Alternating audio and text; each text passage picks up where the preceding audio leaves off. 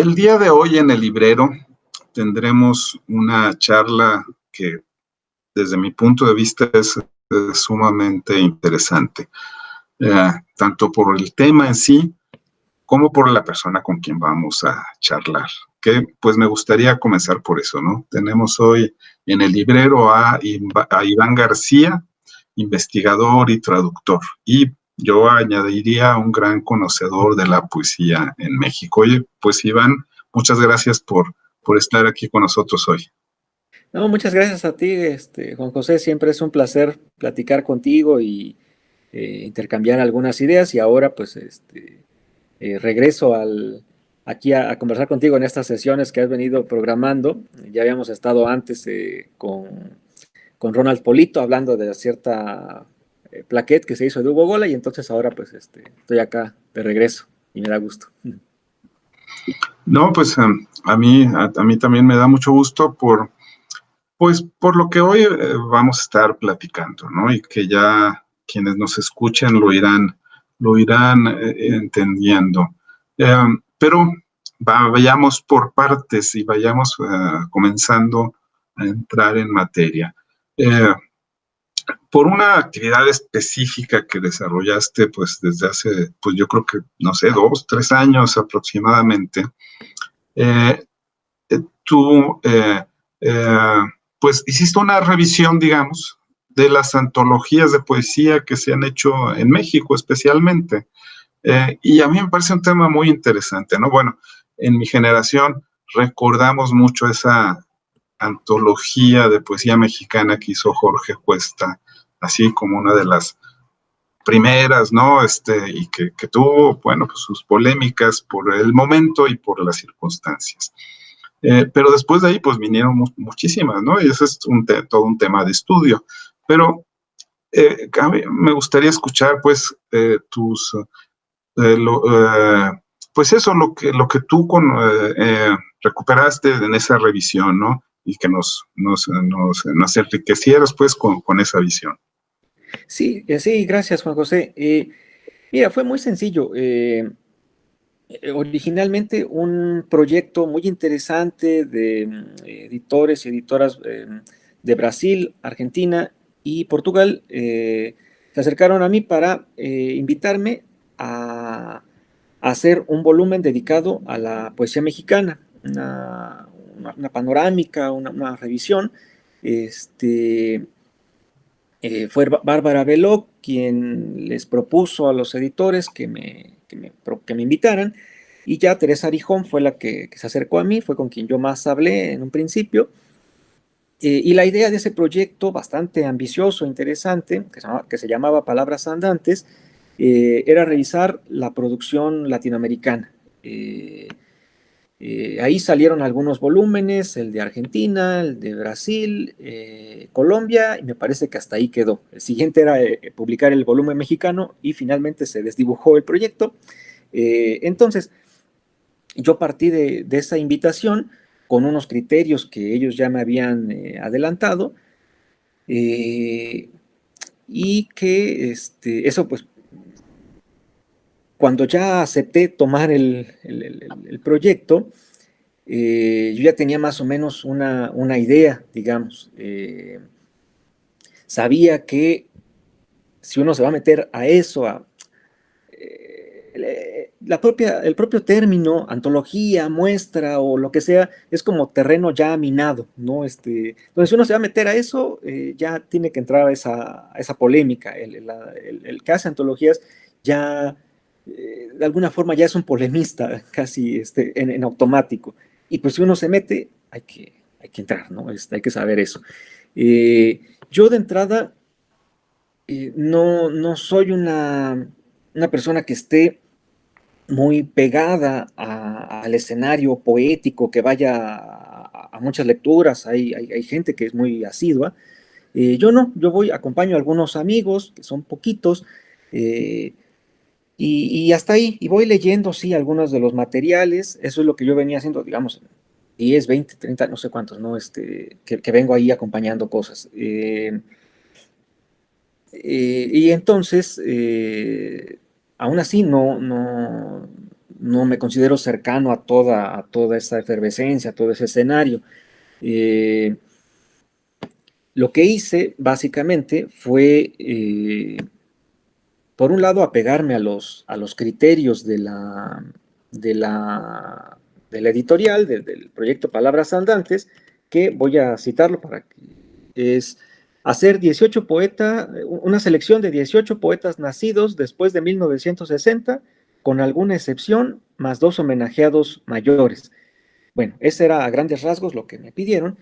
Y yo me puse a revisar pues las antologías, muestras y demás selecciones parecidas que hubiera sobre este mismo periodo que a mí me habían encargado hacer, ¿no? Revisar. Eh, y fueron saliendo un montón, yo no pensé que fueran a ser tantas. Eso implicó pues mucho trabajo de lectura, de revisión, de darme cuenta de que había mucha producción, ¿no? No solo de autores, sino de las propias antologías, muestras, anuarios y demás, ¿no? Están estos anuarios de Fondo de Cultura y también por ahí un volumen de Planeta y así otras cosas, ¿no? Que hay por ahí. Fueron más de 20, me acuerdo. Eh, y eso con el fin de informarme, de ver, ¿no? Qué se había repasado, con qué criterios, ver también las polémicas que se habían desprendido de todo eso.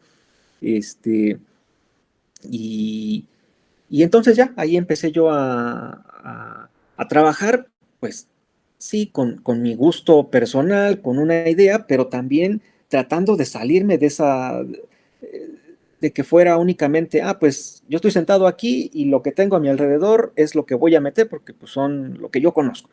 Quise salir de esa zona de acomodo y empezar a buscar, ¿no? A informarme y eso al final resultó muy estimulante, muy emocionante, porque fueron saliendo cosas que estaban, ¿cómo decir? Solamente fisurando el escenario poético protagonista, el que siempre está ahí en revistas, en videos, en traducciones al extranjero, en festivales y demás, solo como rasgando todo eso, podía uno empezar a ver, y eso sí me interesaba mucho, ¿no?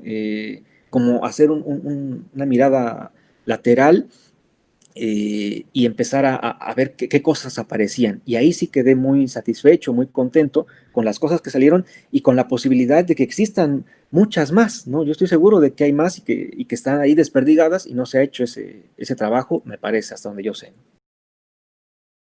Ahora bien, en las antologías que tú revisaste, seguramente detectaste algunas líneas comunes, ¿no? Algunas líneas comunes que probablemente algunas conservaste en esta nueva muestra que tú ibas realizando, pero otras no.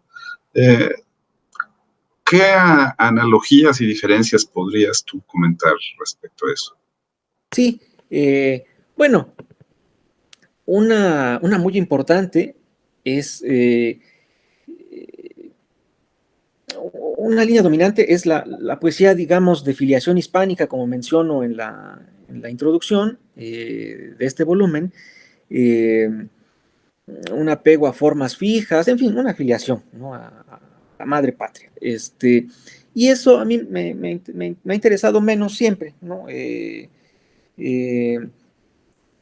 Entonces, me interesaba ver qué otras formulaciones, qué otras formas se habían venido dando, en donde, claro, aparece mi propia ligación a Hugo Gola, ¿no? Es ahí una parte decisiva de mi propia formación, eh, con poesía poética, con el poeta y su trabajo y con muchas otras más cosas que he estudiado, sobre todo desde la academia. Eh, entonces me interesaba pues esa misma mirada, ¿no? Eh,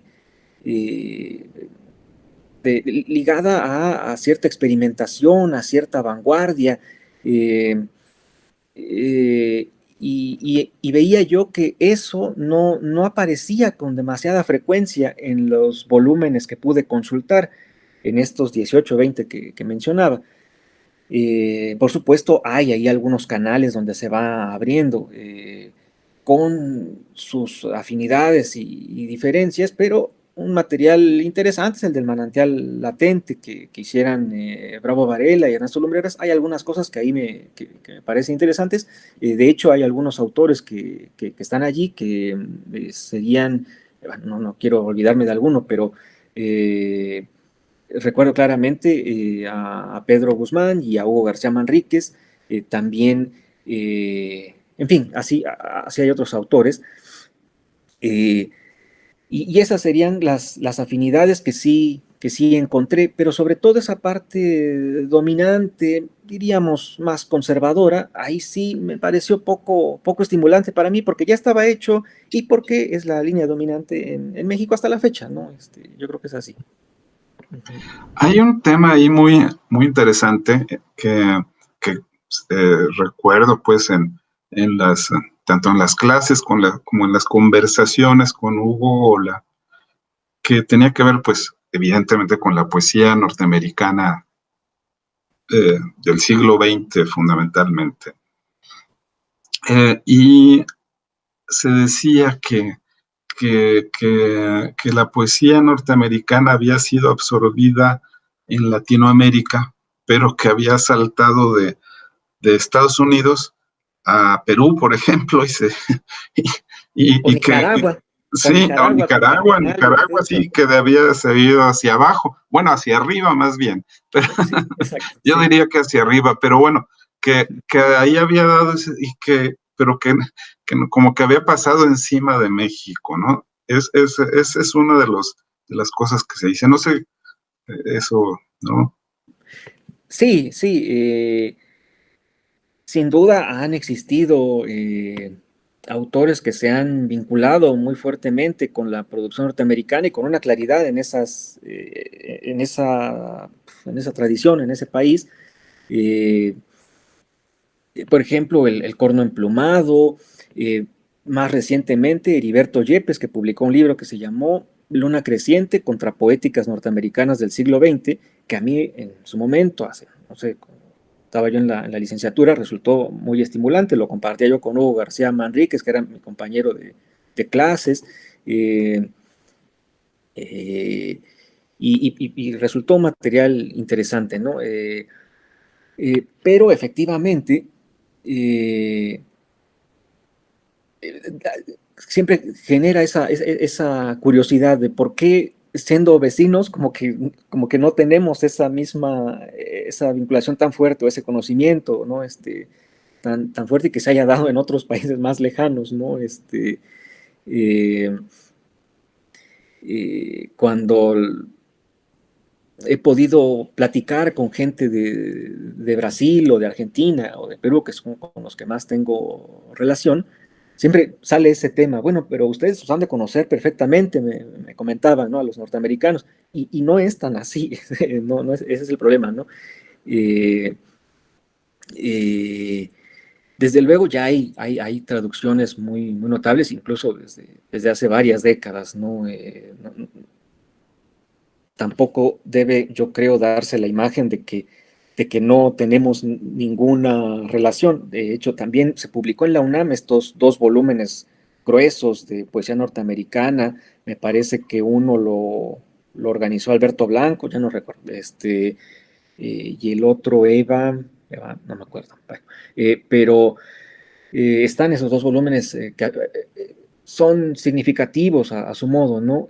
También tenemos, bueno, el volumen de Elliot Weinberger, la antología de poesía norteamericana desde 1950, que para mí resulta mucho más significativo, más estimulante, me aportó más disparadores, por decirlo así, y por supuesto, entre las antologías que yo pensaba como referentes de lo que podía yo hacer, no guardando todas las proporciones, pero lo que como anhelo, como ilusión, como ejemplo, estaba esa de Elliot Weinberger, ¿no? Ujú. Creo que, bueno, antes de seguir, que estos son temas muy interesantes, yo creo que aquí ya podríamos empezar a tener, a explorar muchos caminos, y todos igual de agradables y placenteros.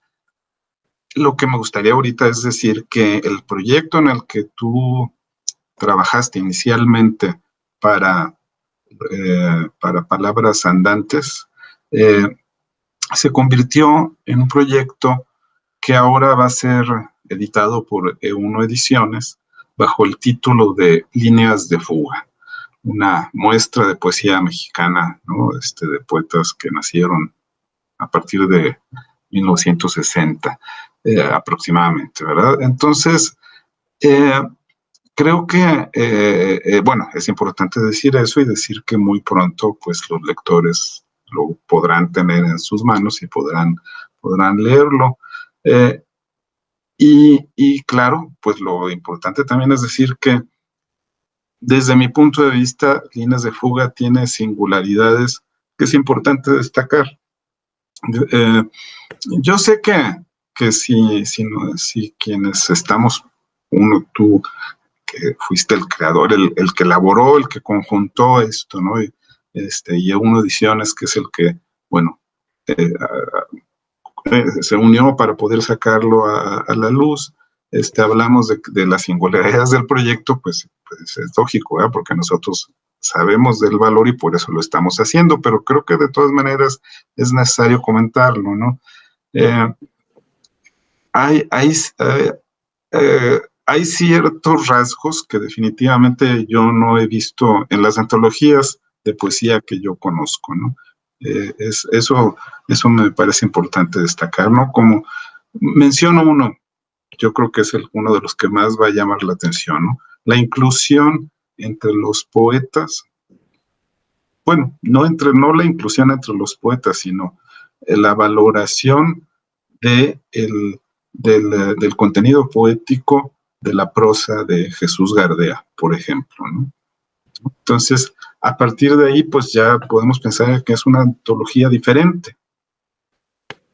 Sí, yo espero, justamente, qué bueno que lo mencionas. Por una parte, como tú bien dices, originalmente se hizo para ese proyecto, pero ahí quedó desdibujado y habría quedado este volumen en el silencio, habría quedado varado, ¿no? Y afortunadamente E1 se hizo cargo, asumió la edición y por eso es que ahora lo tenemos. 2 años después, sí, pero lo tenemos, ¿no? Listo para su discusión, para su reflexión. Eh, y luego, como mencioné en el primer párrafo de la introducción, después de leer poder revisar esta producción de antologías, muestras, repasos, panorámicas y demás, eh, dije, bueno, yo no sé si esto es una cantidad desmesurada o qué es, ¿no? Pero a esa cantidad se suma ahora este volumen que yo estaba haciendo en aquel momento. Dije, bueno, voy a tratar de aportar algo eh, y justamente de alguna forma me deshice de la idea de antología o incluso del de muestra, podría decirse. Y lo pensé más como un juguete para pensar, como un dispositivo, un artefacto para tratar de desandar también determinadas lecturas ya muy hechas, ¿no? Las antologías de poesía se hacen con versos, por decir algo. Yo dije, bueno, pero eh, Gardea es un poeta, ¿no? Más allá del libro de versos que él escribió, su prosa es la de un poeta y no estoy diciendo nada, en realidad nada nuevo. Con Rulfo se sabe perfectamente que es un grandísimo poeta, ¿no? Un verdadero poeta. Gonzalo Rojas habla de esta situación de poeta de Rulfo. Hugo Gola fue uno de los más entusiastas con respecto a esto. Y como el libro iba a ir a Brasil, yo ahí estaba pensando, dije, bueno, Raduan Nazar es un grandísimo narrador y hay, además, generacionalmente, por ahí va con Gardea. Entonces se me hizo que las dos radicalidades se podían hacer eco. Más allá de eso, el hecho de incluir a Gardea como prosista abrió otra posibilidad. Dije, bueno, podemos meter a otros narradores ya encarrerado y ya que estoy jugando y que ya que me estoy tomando mis libertades. eh, eh, entonces encontré que habíamos publicado ya justamente en la revista de Hugo, El poeta y su trabajo, a un narrador que yo conocía, con lo que conozco desde hace unos 20 años, eh, y que es un cocinero guerrerense que estudió la primaria en su pueblo natal, se ha dedicado a la cocina, pero tiene una gran relación con las palabras, y fue publicado en la revista de Hugo un pasaje, el primer pasaje de su novela, que ahora por lo que sé va avanzando, eh, y que claramente son poéticas, ¿no? Incluso son más poéticas que muchas cosas que se presentan simplemente como verso, y uno dice, ah, pues son poemas. Eh, y luego eso también me llevó, gracias a otros amigos, que eso hay que mencionarlo, yo lo coordiné, yo me hago responsable de esto, pero hay otros amigos que me iban mandando como zonas de acción, como resonancias, como ideas, rebote de ideas y demás. Enrique Flores, Yasnaya Aguilar, Juan Alcántara Pols, y también Rogelio Castillo. Rogelio en este caso fue el que me dijo, hay otro libro, tú que andabas buscando narrativas que tuvieran una calidad poética, está lo de Guillermo Arreola. Le digo, el pintor, me dice, claro, el pintor tiene una novela que se llama Así y Asá, y fui corriendo a la librería, y había un ejemplar, empecé a leer y dije, claro, esto entra. Entonces, ese tipo de desconciertos, de sorpresas, fueron en primer lugar para mí, ¿no? Y dije, bueno, ya que yo estoy sorprendido y que me parece que esto funciona, que esto se mueve, eh, vamos a compartirlo, trazando algunos criterios, digamos, ¿no? Entonces, sí, es esa línea narrativa, y hay otras, ¿no? Algunas no se pudieron desarrollar por distintos motivos, pero como el propio título del libro lo dice, son líneas de fuga. Entonces el libro no se cierra en sí mismo, sino que continúa sus propias fugas, ¿no? Se desarma a sí mismo, ¿no? Para pensar, para continuar pensando, o eso espero yo. Por ejemplo, un pendiente son los trabajos de hospitales psiquiátricos o de arte bruto, que no necesariamente se reducen a lo psiquiátrico, y aquí hay que aclarar que bruto no es porque esté un enfermo mental o algo así, es otra la cuestión, y que ya ha sido desarrollado en otros lados, en Alemania o Suiza, hay una línea bastante más avanzada, ¿no? Jean Dubuffet y antes la Fundación Prinzhorn habían hecho este tipo de pesquisas, y las conocí precisamente por Enrique Flores. Él sacó un libro en la UNAM sobre un sastre novohispano que eh, fue enjuiciado por la Inquisición, y él entra en este tipo de cuestiones de arte bruto. Eh, entonces yo encontré algunos diarios, encontré algunas producciones, sabía además de que hay en los archivos mexicanos algunos materiales, pero no se pudo librar distintos obstáculos. No importa, ya se puede hacer en el futuro. eh, y he seguido pensando en otras cosas. Por ejemplo, ¿por qué no se mete poesía de niños o para niños? No están las antologías que yo pude revisar, ¿no? Alcancé a consultar ya muy de últimas con Guadalupe Alemán, y me dio algunas pistas, pero ya estábamos en la fase última. Dije, ya calmemos también los ánimos, y no por improvisar ya de últimas empezamos allá a regar el tepache.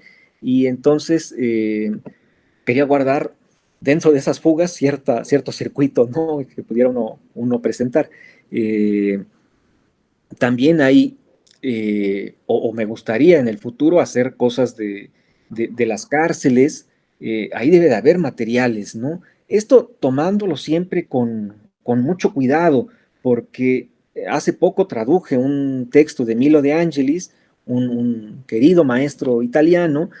eh, Él lleva varias décadas trabajando en el reclusorio más importante de Italia, que está en Milán, dando clases de poesía para los reclusos, y ahí él menciona justamente que hay que tomarlo con el debido cuidado, no porque lo escriba un preso, ya es, ¿no? Como que hay un prejuicio positivo de, no, debe ser la gran cosa porque pasa por determinados dramas, violencias y demás, entonces ahí como que está el jugo de la vida, como que con calma, ¿no? Sí, como dice Milo de Angelis, la poesía puede aparecer allí, pero es escasa, como fuera de la cárcel también es escasa, ¿no?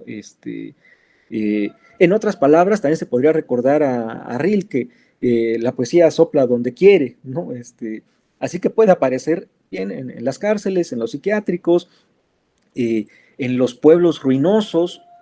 Hay un fragmento que ya no pude incluir íntegro el texto, pero es de un relator oral, por lo que entiendo, que está en un pueblo de Michoacán y que fue entrevistado, recogido por el Laboratorio de Materiales Orales de la UNAM, y que a mí me parece así, me parece impresionante, me parece muy sustancioso, ¿no? Habla del demonio altecido, y en fin, toda la configuración verbal es muy, muy elocuente, ¿no? Muy estimulante. Como menciono por ahí, es el tipo de alimentos que resonaban en Rulfo, por decir algo, o en Arguedas, ¿no? Arguedas, otro narrador bien cercano a la poesía, pues, ¿no? Eh, entonces, eran ese tipo de disparadores, de extravíos que yo he querido tomar, y algunos de ellos llegan acá a este volumen, ¿no? Está también el caso de las rezadoras tzotziles. eh, Fue muy complicado encontrar un ejemplar de este libro. Sabía yo, me dio la pista Yasnaya, pero para encontrarlo estuvo medio complicado. Y al final se llegó y vi los trazos, en fin, fue muy, muy interesante esa parte. Eh, y hay también, eso quiero remarcarlo, un, un texto medicamento de un chamán, yerbero, curandero, que se llama Extavapin, y que está en un libro del Fondo de Cultura Económica. Ahora no recuerdo de qué años, pero debe ser pasados los 90 claramente, eh, hecho por el antropólogo Pedro Pitarch. Cuando lo vi, dije, esto es realmente muy, muy interesante, ¿no? No sé qué es, y eso ya me gusta, esa desorientación, ese enrarecimiento de lo poético, así como se empieza a enrarecer metiendo la narrativa, también es otras variedades, otras extrañezas de lo poético con este texto medicamento, ¿no? Como originalmente el proyecto me pedía meter una antesala de dos homenajeados, el término homenajeado es siempre extraño, o incómodo, pero yo lo tomo como una oportunidad para pensar, para reflexionar. Y entonces yo elegí ahí a María Sabina y a Jesús Gardea como esa antesala de homenajeados. Mm, y dije, ¿y ahora quién va a ser el guapo que va a venir a pasar a abrir la muestra propiamente dicha después de estos dos demonios? A ver quién quiere sacar sus versos.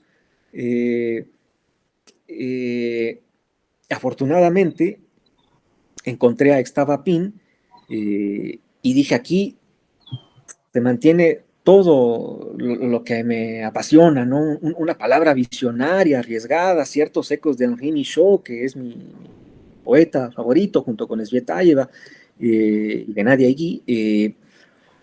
Entonces, se iba confabulando ahí ese tipo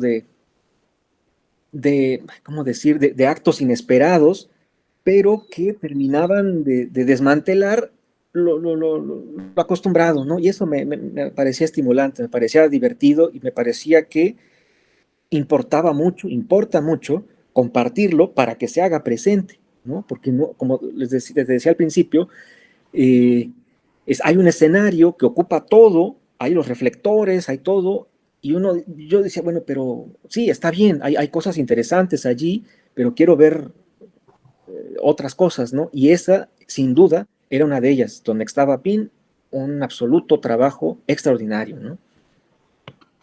Fíjate que todo esto que estás comentando me recuerda a un artículo que leí recientemente sobre un grupo de científicos humanistas, por decirlo así, que se pusieron a analizar desde la más remota antigüedad hasta ahora, las relaciones entre las historias que se cuentan las personas entre sí, ¿no? Y a la conclusión a la que llegaron es que las historias se comportaban como organismos vivos, casi como células, o se relacionaban como las neuronas que se relacionan entre sí y se mezclan unos con otros y, ¿no? En fin, pues, y yo cuando lo leí dije, pues claro, pues es que es el lenguaje es eso, y el lenguaje está ahí y se expresa el mismo, ¿no? Eh, de diversas formas, claro. Hay una conciencia en quien después lo escribe, que advierte eso y que conscientemente, no por una especie de encantamiento, sino conscientemente lo escribe, ¿no? Pero creo que es lo que se me viene a la mente cuando tú comentas todo esto, es decir, por eso hay en estas personalidades tan distantes una similitud fundamental, ¿no? Sí, sí, qué bueno que lo mencionas. Es una cuestión del lenguaje, a final de cuentas, ¿no? Evidentemente ahí entra una serie de perspectivas históricas que involucrarían el llamado desencantamiento del mundo y otros elementos, eh, pero hay un encantamiento del lenguaje que no se ha podido eludir pese a toda racionalización y demás. Hay una cosa ahí potente, ¿no? Una fuerza, una potencia en esos lenguajes.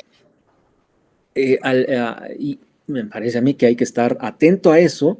eh, eh, ¿Cómo decir? Para que, digamos, el poema no se reduzca a lo conocido, a lo acostumbrado, sino que salga a ser lo que siempre ha sido, un extrañamiento, ¿no? Un desconocido de sí mismo, etc. Por otro lado, para mí era muy importante, eh, y en esto me fueron muy útiles las reflexiones de Yasna y Aguilar, que ella ha vertido en distintos artículos, también junto con Hugo García Manríquez, fue mi compañera en la licenciatura, y entonces desde ahí, en fin, conozco un poco de su trabajo, eh, pero una de esas alertas importantes es saber distanciarse, desmarcarse de dos prejuicios que hay, uno positivo y otro negativo. El positivo es el que considera al indígena como buen salvaje, como mágico, de ahí vienen estas propuestas federales, estos proyectos de pueblo mágico o paraíso indígena, ¿no? Como reserva de inocencia, y no sé cuánto. Y que hacen que uno diga, ah, son materiales indígenas, ay, qué bellos, qué bonitos. No, caer en este prejuicio positivo. En contraste está el otro prejuicio, el negativo, que es mucho más conocido, que ve al indígena como un lastre, como un sucio, ignorante, un lastre para el desarrollo y demás, ¿no? Eh, Había que desmarcarse de ambas cosas para intentar atravesar con mejor provecho ese tipo de producciones y ver dentro de la amplia gama de cosas, de materiales indígenas que ahora hay, sobre todo en generaciones más recientes, que ya están mucho más divulgadas, ver qué había, ¿no? Y bueno, ahí yo me fui desmarcando claramente, ¿no?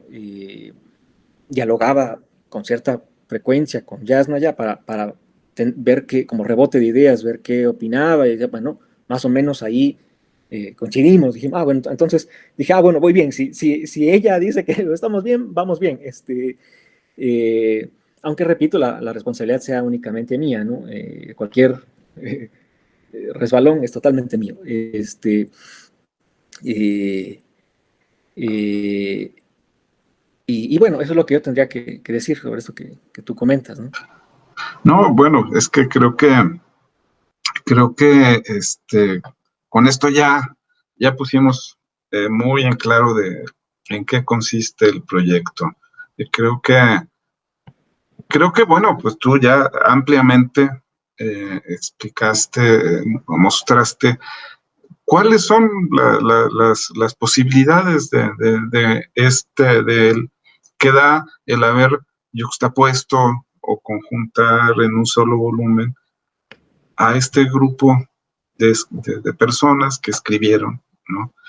Y que el lector seguramente tendrá una experiencia muy singular, ¿no? Y que creo que muy enriquecedora desde mi punto de vista. Eso creo que es lo más importante, ¿no? Y que, como tú bien lo dices, pues es solamente eso, es una selección, es encontrar a un grupo de textos que ahora que son colocados en un solo volumen, pues nos dicen algo, ¿no? Nos dicen algo. Creo que lo describiste muy bien al principio, ¿no? Como un artefacto que nos lleva a pensar, un artefacto que nos lleva pues a ejercitar la mente de alguna forma, ¿no? También es eso, ¿no? Y bueno, pues básicamente, no sé, pues, si quisieras resumir un poco más y de qué manera tú crees qué le propondrías a un lector cuando se acerque a Líneas de Fuga. Bueno, que se abra a esas fugas. He procurado que el sentido, el tono de la introducción sea bastante mesurado, respetuoso, no tiene este tono de reclamo, de ninguneo, no, lo he tratado de moderar porque me interesa que la discusión, la reflexión se dé sobre la producción seleccionada, mostrada, que ahí se centre el jugo de la reflexión, de la reconsideración. Entonces, al lector yo no sé si le pediría, pero que si se abre a esas diversas líneas, a esos disparadores, quizá encuentre algo. Yo confío en que es así, estoy seguro de que es así. Hay materiales muy estimulantes desde mi punto de vista, falible, pero es lo que puedo hacer. Y continuar, ¿no? con esa aventura, con ese extravío, no tomarlo como un volumen cerrado, prestigioso, ¿cómo decir? Que congela ya no, su sentido, su dinamismo es otro, es justamente el contrario, desactivar esas cosas y salir a continuar trabajando, ¿no? Por lo menos es así como ha operado en mí ese artefacto, como decíamos, cuando lo empecé a hacer sin darme cuenta, y ahora que ya está terminado, me sigue dando otras fugas, ¿no? Yo creo que eso es lo más interesante. Yo creo que no importa tanto si estos autores son los que finalmente desarrollan o continúan desarrollando esas líneas, sino reconocer que hay esas líneas de acción, esas zonas de actividad, ¿no? Como se habla en cuestiones de volcanes o qué sé yo, zonas de actividad que están allí y que pueden ser desarrolladas, que conviene ir a explorarlas. Yo creo que es eso, un ánimo de exploración. Pues Iván, pues muchas gracias por esta charla. Realmente creo que muy placentera en primer lugar, ¿no? Y bueno, pues precisamente invitar al lector a que encuentre en Líneas de Fuga, yo diría pues que va a encontrar muchos caminos a seguir. En realidad eso es lo que va a encontrar, ¿no? No es un destino, es un lugar que te lleva a muchos caminos que cada uno de ellos estoy seguro que es muy distinto y muy enriquecedor, esclarecedor, en fin, ¿no? Entonces, bueno, pues gracias, Iván, y pues a quienes nos escuchan, solo les recuerdo que pronto tendremos noticias de Líneas de Fuga, ya les iremos anunciando. Bueno, pues muchas gracias, Juan, nos estamos viendo. Hasta pronto. Hasta pronto.